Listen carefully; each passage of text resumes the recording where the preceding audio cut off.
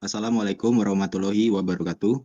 Perkenalkan, kami dari kelompok 3. Pada kesempatan kali ini, kami akan mempresentasikan hasil proyek yang telah kami buat yang berjudul Implementasi ANN untuk Prediksi Cuaca.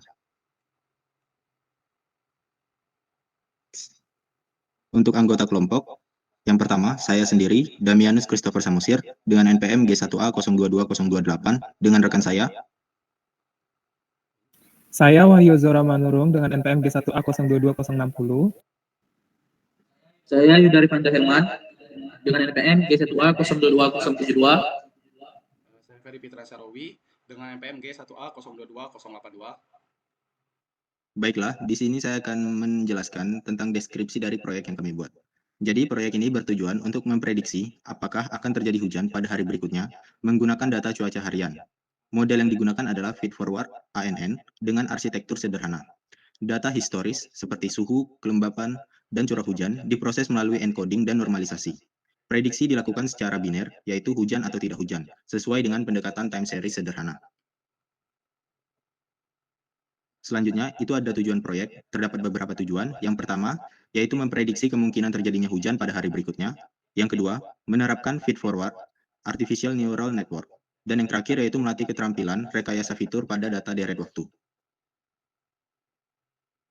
Selanjutnya adalah implementasi dari model ANN untuk prediksi cuaca yang telah kami buat, yang mana akan dijelaskan oleh teman-teman saya. Baiklah, di sini saya akan menjelaskan proses-proses apa saja yang kami lakukan untuk membuat sebuah model ANN untuk prediksi cuaca. Baiklah, untuk langkah pertama itu kami melakukan import library, yang dimana di sini kami terdapat memakai beberapa library. Contohnya di sini ada Pandas, NumPy, dan Scikit-learn yang digunakan untuk pre-processing. Kemudian ada library Matplotlib dan Seaborn untuk visualisasi. Kemudian juga ada model sekuensial dengan lapisan dense dan batch normalization dan dropout untuk yang dirancang untuk mencegah overfitting. Selanjutnya juga ada model Adam yang dimana itu dilakukan untuk melakukan evaluasi menggunakan matriks seperti akurasi, presisi, recall, serta completion matrix. Proses selanjutnya itu ada loading data, yang dimana ini kami memasukkan dataset yang kami gunakan yang bernama weather aus.csv, dan di sini kami menampilkan 5 data teratas. Dapat dilihat di sini terdapat 5 data teratas, 5 baris data teratas dari dataset yang kami gunakan, dan terdapat 23 kolom dari dataset tersebut. Untuk informasi mengenai dataset ini, itu berisi kumpulan data sekitar 10 tahun pengamatan cuaca harian dari berbagai lokasi di seluruh Australia. Selanjutnya itu ada proses data.info, itu menampilkan informasi mengenai dataset, yang dimana itu untuk datasetnya menunjukkan bahwa terdapat 145.460 baris dan 23 kolom, yang dimana untuk kolom itu 23 kolom itu terdiri dari 16 data numerik dan 7 kategorikal, yang dimana berisi data seperti suhu, curah hujan, kelembapan, dan arah angin. Selanjutnya itu ada proses data visualisasi and cleaning yang akan dijelaskan oleh rekan saya yang lain. Assalamualaikum warahmatullahi wabarakatuh. Baiklah, di sini saya akan menjelaskan mengenai data visualization and cleaning. Langkah-langkah terlibat dalam bagian ini adalah hitung plot kolom target, korelasi di antara atribut numerik, mengurai tanggal menjadi waktu data, dan perbedaan hari dan bulan sebagai fitur siklus kontinu. Yang pertama, terdapat kode yang digunakan untuk mengecek apakah data dalam kolom rain tomorrow itu seimbang atau tidak. Pada grafik output ini dapat kita lihat bahwa data ini tidak seimbang karena bagian no ini cenderung lebih banyak daripada bagian yes. Selanjutnya, itu terdapat kode yang digunakan untuk menampilkan korelasi antara atribut numerik dan untuk mengubah kolom tanggal menjadi objek datetime, dan juga ekstraksi fitur numerik untuk perhitungan korelasi. Pada output ini dapat kita lihat bahwa semakin gelap warna pada heatmap korelasi ini, maka akurasi antar variabelnya akan lebih tinggi. Seperti contoh, di sini terdapat variabel mean temperatur dengan temperatur 9 AM itu di angka 0,9, itu cukup tinggi, yang menandakan bahwa kedua variabel ini korelasinya tinggi atau terikat. Itu masuk akal karena temperatur di jam 9 pagi itu cenderung lebih rendah. Baiklah, next. Selanjutnya, terdapat kode yang untuk mengetahui panjang karakter dalam objek tanggal. Dan pada output ini dapat kita lihat bahwa pada kolom tanggal itu terdapat panjang 10 karakter, dan setiap karakter pada kolom tanggal ini terhitung sebanyak 145.460 karakter. Baiklah, selanjutnya, yaitu terdapat kode yang digunakan untuk mengkonversi date menjadi format datetime, Lalu diekstrak nilai tahun, bulan, dan hari dari tanggal tersebut. Selanjutnya, terdapat kode yang digunakan untuk memvisualisasikan 360 hari pertama dalam dataset yang tersedia. Dan pada grafik ini dapat kita lihat, grafik ini mulai di angka 1 atau di tanggal 1 dan naik hingga tanggal 30 atau 31 dan kembali turun ke angka 1, itu menandakan 1 bulan telah terlewati dan berganti ke bulan selanjutnya dan akan dihitung ulang dari tanggal 1. Selanjutnya, kode ini digunakan untuk memvisualisasikan hasil encoding siklikal dari data bulan atau month. Seperti yang dapat kita lihat pada output grafik ini, secara visual menunjukkan bahwa bulan atau month itu sudah berhasil dikonversi jadi fitur siklikal, di mana bulan ke-1 Januari dan bulan ke-12 Desember itu berdekatan secara spasial. Selanjutnya, itu kode yang digunakan untuk memvisualisasikan hasil encoding siklikal pada fitur hari atau day. Dapat kita lihat, hasil visualisasi menunjukkan titik-titik yang membentuk lingkaran yang menandakan bahwa encoding siklikal berhasil merepresentasikan hubungan hari secara kontinu. Selanjutnya, saya akan membahas nilai yang hilang dalam atribut kategorikal dan numerik secara terpisah. Kode yang pertama di variabel kategorikal yaitu kode yang digunakan untuk mencetak semua daftar variabel kategoris atau variabel dengan tipe data objek, dan outputnya bisa kita lihat di sini. Lalu yang kedua itu kode yang digunakan untuk mencetak semua nilai yang hilang dalam semua variabel kategoris yang ada.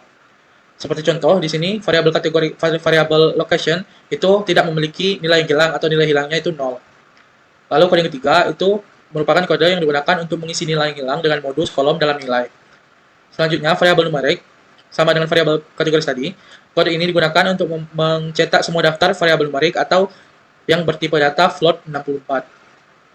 Lalu kode yang kedua itu sama, yaitu mencetak semua nilai yang hilang dalam variabel numerik, dan terdapat banyak nilai yang hilang dalam variabel ini. Dan ketiga itu terdapat kode yang digunakan untuk mengisi nilai yang hilang menggunakan median dalam kolom nilai. Next, itu terdapat kode yang digunakan untuk membuat grafik garis atau line plot yang menunjukkan tren curah hujan dari tahun ke tahun. Di sini dapat kita lihat dari tahun 2007 itu menurun sampai 2009, itu kemudian naik lagi sampai tahun 2011 dan turun secara drastis hingga tahun 2014 dan kembali mengalami kenaikan di tahun 2017. Baiklah, yang terakhir itu terdapat kode yang digunakan untuk membuat grafik batang atau bar chart yang menunjukkan rata-rata kecepatan hembusan angin setiap tahunnya. Seperti yang dapat kita lihat pada grafik ini, pergerakan angin atau kecepatan angin itu cukup stabil dari tahun ke tahun, tapi mengalami penurunan di tahun 2010 dan sangat kembali mengalami penurunan di tahun 2017. Baiklah, sekian penjelasan dari saya. Assalamualaikum warahmatullahi wabarakatuh. Assalamualaikum warahmatullahi wabarakatuh. Di sini saya akan menjelaskan data preprocessing, yang dimana terdapat langkah-langkah yang terlibat, yaitu memberikan label pada kolom kemudian dengan data kategorikal, selanjutnya melakukan penskalan fitur, selanjutnya mendeteksi kecilan, dan menghilangkan pencilan berdasarkan analisis data. Di sini ada yaitu label yang menggunakan variabel kategorikal, di mana pada kode ini yaitu kode label encoder sampai data info itu merupakan untuk mengubah data kategorikal menjadi data numerikal. Di mana hasilnya yaitu pada semua data tipenya menjadi float dan integer, dan untuk kolom date menjadi data tipenya itu date time. Oke, selanjutnya melakukan preparing attribute of scale. Yang dimana pada preparing attribute of scale ini merupakan untuk membuang kolom tidak relevan, dan kolom yang akan dibuang itu atau data yang akan dibuang itu yaitu kolom read tomorrow, date, day, dan month. Lalu akan disimpan kolom targetnya pada data rent tomorrow secara terpisah dalam variabel target, karena ini akan digunakan sebagai label dalam klasifikasi. Lalu selanjutnya akan melakukan standarisasi fitur menggunakan standar scaler dari Skidler. Proses ini merupakan mengubah setiap kolom fitur agar memiliki rata-rata 0 dan standar deviasi 1. Hal ini penting karena banyak algoritma machine learning sensitif terhadap perbedaan skala antar fitur. Setelah data distandarkan, hasilnya akan berupa array nanti. Data dikembalikan ke bentuk data frame dengan nama kolom yang sama seperti sebelumnya agar lebih mudah dianalisis digunakan kembali. Kodenya itu ini. Selanjutnya ada itu kode fitur descript PTT. Itu digunakan untuk menampilkan ringkasan statistik dari semua fitur dalam format transpose atau disebut dengan kolom jadi baris, yang akan membantu kita untuk memastikan bahwa proses standarisasi berhasil. Proses standarisasi berhasil itu merupakan rata-rata mendekati 0 dan standar deviasi mendekati 1 untuk setiap fitur. Oke, maka hasilnya akan menjadi seperti ini.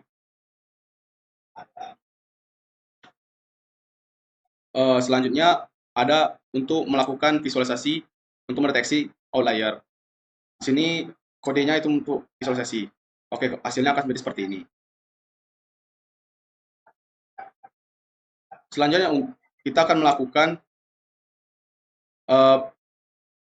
penjelasan untuk membuang atau menghapus outlier. Di sini kita akan memanggil dulu fitur Rain Tomorrow itu sebagai target. Yang dimana selanjutnya kita akan melakukan blok kode untuk pesan data dengan cara menghapus outlier. Yaitu nilai-nilai ekstrim yang bisa mengganggu proses pelatihan model machine learning. Langkah pertama adalah menggabungkan kembali kolom target Rain Tomorrow ke dalam data frame fitur agar nilai target tetap tersedia setelah data difilter. Ini kodenya.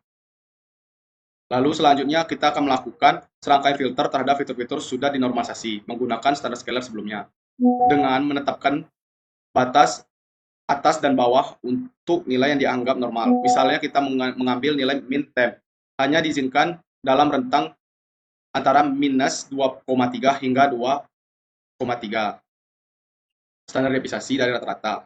Ini dilakukan untuk banyak fitur lain seperti suhu, tekanan, kecepatan angin, kelembapan, curah hujan, dan sebagainya, seperti kode yang telah kami buat. Lalu selanjutnya ada kode yaitu fitur shape, yang dimana digunakan untuk menampilkan ukuran data akhir, atau disebut dengan juga jumlah baris dan kolom. Setelah proses pembersihan sehingga kita bisa mengetahui berapa banyak data yang tersisa dan siap digunakan untuk pelatihan model. Yang dimana sisa dan siap digunakan pelatihan model itu berjumlah 127.536 data, 27. Selanjutnya kita akan membuat visualisasi yang fitur setelah kita melakukan menghapus outlier-nya. Maka hasilnya akan menjadi seperti ini. Oke, itu saja yang saya bahas yang saya jelaskan. Terima kasih. Wassalamualaikum warahmatullahi wabarakatuh.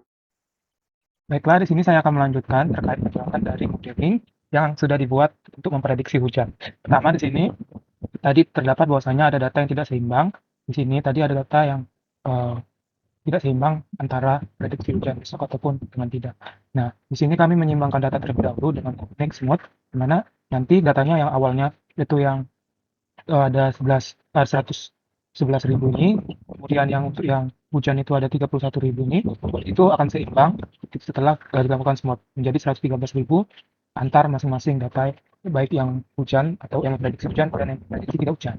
Setelah sudah dilakukan, yaitu dengan menginisialisasi untuk data hilang dan lain-lain, kemudian scaling dan juga di encoder, biar nanti datanya yang sudah dibersihkan, dia akan sesuai dengan data yang baru dimasukkan. Sehingga data yang baru dimasukkan ini sudah bersih dan sudah di-encode untuk bisa langsung dilakukan training. Nah, setelah itu di sini lakukan pemodelan, di mana di sini untuk melakukan pemodelan, di sini dilakukan dulu untuk X fiturnya, di mana di sini Rain Tomorrow, yaitu untuk hujan besoknya. Jadi di sini akan ditetapkan status atribut dari tag X dan Y. Kemudian di sini juga nanti akan memisahkan set pengujian dan pelatihan. Kemudian mengintegrasi jaringan secara tiruan, di mana menggunakan pin forward untuk IPN. Kemudian untuk mendefinisikan dengan menambahkan lapisan.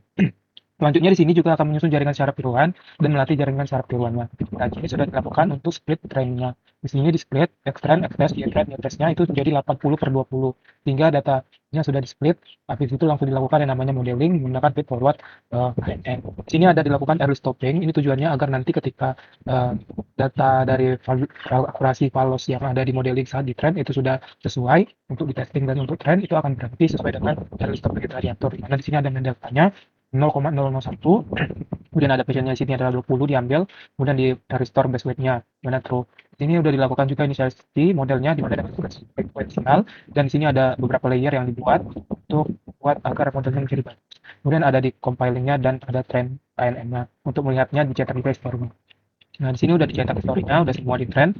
Kemudian ini Kode ini membangun feed forward artificial neural network ANN yang menggunakan keras sekuensial. Model ini terdiri dari beberapa lapisan dan fully connected dengan activity random. Dan dropout itu untuk mencegah overfitting dan void di output untuk klasifikasi binarnya. Ini optimizer Adamnya juga digunakan sebagai learning rate kecil, di mana ada fungsi loss adalah binary, di mana ini untuk proses pelatihan memakai early stopping yang saya jelaskan tadi untuk menghentikan jika peningkatan validasinya. Terus di sini ada historinya dilakukan untuk melihat bagaimana dari training dan validation loss-nya. Terlihat di sini untuk training dan validation loss-nya itu performanya itu dalam bentuk grafik loss. Nah, pertama objek history yang menyimpan riwayat pelatihan model dikonversi menjadi data frame dengan PD data frame history dan kemudian dianalisis. Nah, dari grafik itu diberi judul label X itu sebagai approach dan Y itu loss. Kemudian visualisasi ini untuk mengevaluasi performa model dan ini untuk mendeteksi overfitting jika validasi loss itu meningkat sementara training loss menurun. Dapat dilihat di sini itu sudah hampir sesuai dan sudah sesuai antara training dan validation. Kemudian di sini juga ada untuk history dari training dan validasi akurasi. Nah, di sini ada ini kode yang tadi untuk memvisualisasikan akurasi pelatihan model. Ini untuk kemudian dibuat grafik ini menggunakan matplotlib yang menampilkan perubahan nilai training akurasi dan validasi akurasi di step approach. Kemudian untuk yang warna biru ini itu digunakan untuk training akurasi dan ungu muda ini itu untuk validasi akurasi. Nah, di sini diberi judul sama seperti tadi coba approach dan ini untuk akurasi. Kemudian visualisasi ini itu untuk mengevaluasi kinerja model dan melihat apakah model belajar secara konsisten terhadap data pelatihan dan validasi. Terlihat ini sudah antara training dan validasinya ini sudah hampir bagus. Kenapa? Karena di sini di validasi juga cukup bagus dalam testing untuk data barunya. Jika nanti ketika ada data baru bisa dikatakan itu bagus untuk mendeteksi data baru. Kemudian di sini ada kesimpulannya. Di sini untuk mengincu pada set pengujian, mengatasi matriks yang kebingungan dan mengevaluasi laporan klasifikasi. Nah, di sini ada predict test set resultnya. Di sini udah dipredik dan di sini ada coefficient matrixnya. Nah, di coefficient matrix ini sudah terlihat bahwasanya sebenarnya ini untuk memprediksi benarnya itu sudah bagus. Kemudian didapat dalam evaluasinya yaitu akurasinya yaitu 0,85. Nah, dalam 0,85 ini itu sudah cukup besar dalam time series untuk memprediksi apakah hujan besok atau tidak. Kemudian di sini dilakukan prediksi atau inference dari terhadap data baru. Nah, di sini pertama itu dilakukan terhadap minggu-minggu 10 minggu ke depan. Nah, 10 minggu ke depannya ini dilakukan pertama kita melakukan asumsi dulu dari end days-nya itu ada 70. Karena untuk 10 minggu ke depan itu dikali 7 kali jadi 70 hari. Kemudian di sini ada prediksi untuk setiap harinya. Bagaimana untuk setiap harinya dan nanti ada prediksi setiap harinya. Kemudian dikonversi juga ke array. Kemudian dikelompokkan probabilitasnya per minggu. Itu rata-rata probabilitas hari per minggunya berapa. Nah, untuk rata-rata apakah dia hujan atau enggak itu diprediksi. Yaitu sini ada dibuat untuk apakah dia hujan rendah, hujan atau tidak hujan dengan probabilitasnya 0,5. Kemudian di sini divisualisasikan dan memprediksi hujan. Untuk prediksi kemungkinan hujan untuk 10 minggu ke depan dalam dataset ini itu untuk 10 minggu ke depan itu hujan, tapi kemungkinannya itu hujan rendah atau ringan, tidak hujan deras. Untuk 10 minggu ke depan. Tapi untuk memprediksi dalam 1 minggu, 10 hari ke depan dalam 1 minggu itu, nah ini sudah dilakukan juga sama probabilitasnya juga 0,5 untuk prediksi kelasnya. Kemudian untuk data frame-nya juga sudah dibuat dan untuk ininya juga NDC 10 karena cuma 10 hari. Nah, ini dibuat dengan didapatkan bahwa sebenarnya 10 hari ke depan itu bakal hujan dengan prediksi akurasinya itu 0,64 dan di atas dari 0,5 dari predik apakah dia hujan atau tidak tadi. Ambang batasnya 0,5. Didapatkan bahwasanya sebenarnya 10 hari ke depan itu bakal hujan. Baiklah, di sini saya akan jelaskan terkait dari dashboard Australian Weather Prediction Dashboard. Sini sudah saya buat dashboardnya dari Colab dan sudah dibuat dashboardnya. Pertama itu ada data eksploitasi, itu ada data set overview, ada statistik, processing data, dan feature distribution. Kemudian pada analisis itu sama aja, ada model analisis, classification report, coefficient matrix, ada feature korelasi. Kemudian di sini ada hal paling penting ada prediction. Di sini saya bikin ada yang mempengaruhi dari prediction yaitu terkait rainfall, kemudian ada rain today dan juga ada humidity-nya dan pressure-nya. Di sini rainfall-nya saya atur 5, rain today-nya saya atur 1 misalnya. Kemudian untuk humidity-nya dan di jam 9 dan jam 3 sore itu tetap. Maka itu nanti akan menghasilkan prediksi. Nah, maka prediknya no rain, tidak hujan dengan probabilitas 0,3733. Nah, ketika misalnya humidity-nya saya ganti jadi 100, kemudian humidity jam 9.3-nya juga saya ganti jadi 100, maka ketika kita predik hasil dari prediknya kita tunggu sebentar lagi loading. Kita lakukan predik apakah besok hujan atau enggak ketika humidity dan nya diganti jadi 100. Nah, maka hasilnya adalah prediksinya adalah hujan dengan probabilitas 0,88. menandakan bahwasanya besok hujan. Itu artinya bahwasanya humidity ini, rain dan rainfall dan juga pressure itu sangat pengaruh terhadap apakah akan terjadi hujan atau enggak. Makanya di sini ada key feature yaitu humidity, rainfall, and cloud dan lain-lain. Makanya dari sini inilah dari dashboard yang sudah kami buat dan juga ini summary-nya ada model ANN, aplikasinya juga, limitasinya juga. Maka demikian untuk presentasi dari dashboard kami. Terima kasih. Baiklah, untuk kesimpulan dari proyek yang telah kami buat, model Artificial Neural Network atau ANN feed forward yang dikembangkan untuk memprediksi hujan menggunakan data historis cuaca, memanfaatkan arsitektur dengan lapisan dense, batch normalization, dan dropout untuk mencegah overfitting dan meningkatkan generalisasi. Data cuaca yang mencakup fitur seperti suhu, curah hujan, kelembapan, dan tekanan udara diolah melalui pre-processing dengan label encoder, standar scaler, dan penanganan data hilang. Model dievaluasi menggunakan metrik seperti akurasi, presisi, recall, F1 score, dan confusion matrix, menunjukkan performa yang cukup baik dalam mengklasifikasikan hujan seminggu ke depan dan per minggu ke depan. Demikianlah presentasi dari proyek yang telah kami buat. Jika terdapat salah-salah kata dalam penyampaian, kami mohon maaf. Terima kasih.